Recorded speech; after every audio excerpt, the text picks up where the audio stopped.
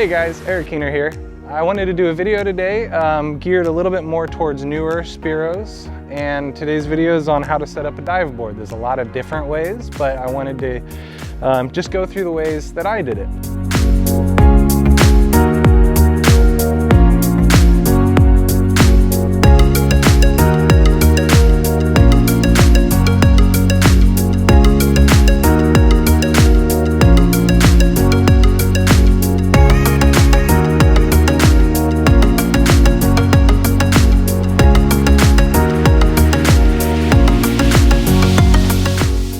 So I'm going to start with how I attached everything and then why I did it that way so I can put on my gear the way that I find the most effective.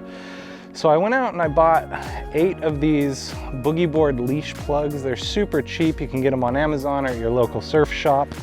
I have some U-bolts which are used to attach your backpack straps, or however you want to turn this into a backpack. They're nice because they won't catch on the kelp as you swim over kelp patties and stuff like that. And then other than that, I was just able to utilize the bolts with some Loctite and add a couple more features. So I'll get into that now. All right, so I'm gonna start with something that I don't see on a lot of dive boards, which are these top 2 plugs with some elastic. Now, before I get into why the elastic, I like this because it keeps all of my attachments up higher from hanging off the bottom of the board. So I always keep a hard stringer on here. I'll put my dive bag on in a minute to show you, but before I do all that, I wanted to show you my leash. But what I really wanted to start with is this piece right here. I usually dive where there's kelp, and so instead of having a big metal kelp clip, I've actually found that this is not harmful to the kelp, the bull kelp, if you wrap it right around that little bulb on the top. And what's great is not only does this work as a bungee, because in swells you don't want there to be any kind of force on what you're anchored to because it might rip it off.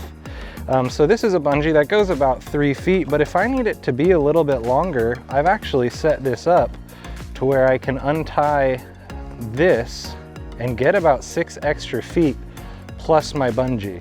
So I personally love that, and I use it pretty often.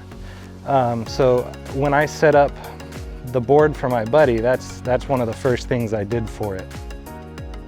First things first, when I'm loading it up, I always get in my fins, and I like to have this little plug right here at the bottom, because the way my fins are built, it acts as a perfect little stopper so they don't come out the bottom. And then here is why I have this bungee, because when I'm getting in and out of big surf, it's really nice not to have my fins flopping like this and potentially snapping or having something else hurt them. So I have never, even with the board tumbling in the surf, I've never had my fins come out like this. Next, you start putting all of your gear in. So the guns, I put the bottom of the gun through one of the holes in the bungee net. And I've found that these heavy-duty twist ties are awesome, because the guns will never fall off,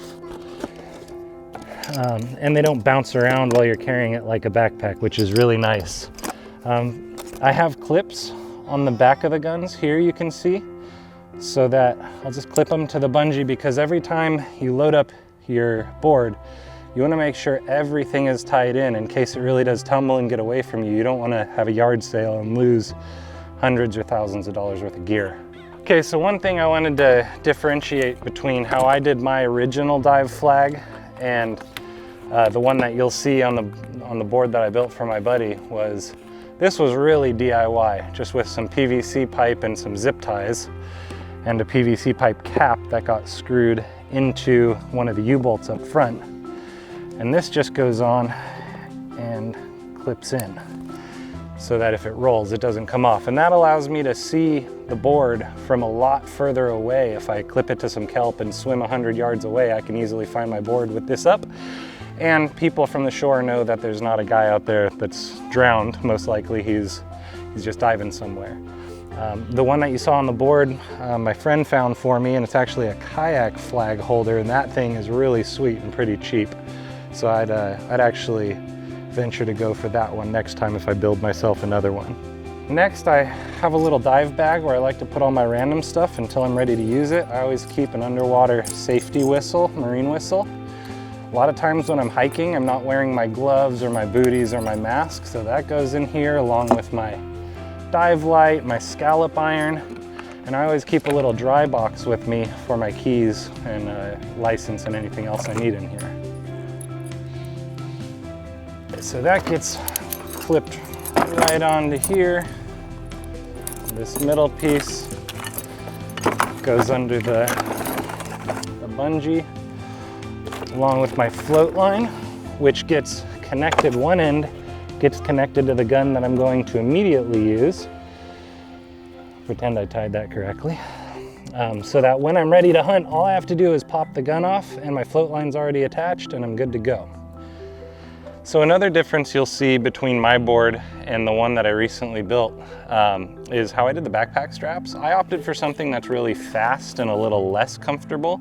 It's just a simple clamp strap that just feeds through these U-bolts.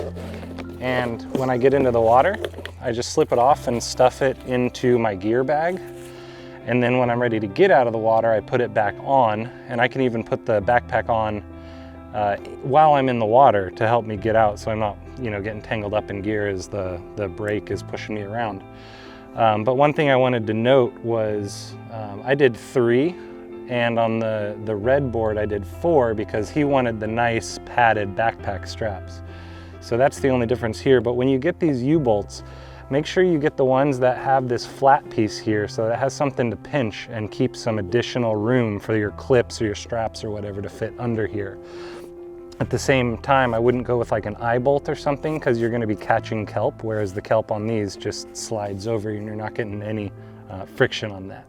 So one of the coolest features about this board is, unlike some of the other really heavy boards, this is still pretty light, fully loaded up. And when I'm hiking down big cliffs and Big Sur and whatnot, all I've got to do is strap it on and I'm good to hike for as long as I need. And I've found that to be just one of the most beneficial things of having a dive board.